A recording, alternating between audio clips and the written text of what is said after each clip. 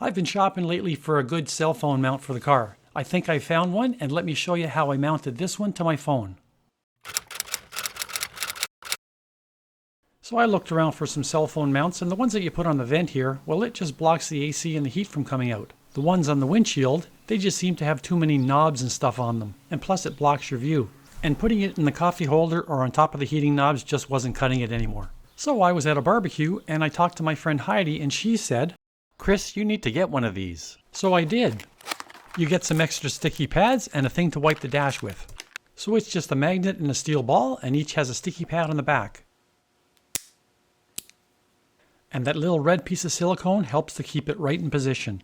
And the good part is, if you need a second one, you can just buy it separately and just get the magnet. I'll have everything linked in the description below. So normally you'd take this and stick it right on the back of your OtterBox. But as you can see, it does stick out a bit.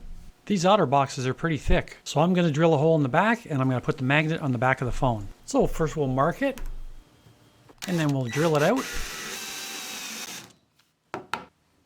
And then I'll use my Dremel type tool to finish it off. It'll look something like that. Now wipe the back of the phone down and put it back in the case. So now just peel the back off, center it up, and push it down in place. And you can see that it now has a lower profile. And now I cleaned the dash and installed the ball. And it says to allow 24 hours for the adhesive to fully cure. I really like it because you can articulate it in any direction to get rid of glare and so you can see it.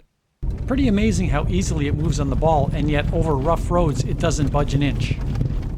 Well, I hope you enjoyed this video. If you did, like, subscribe, and don't forget to hit the dinger to get notifications, and we'll see you next time.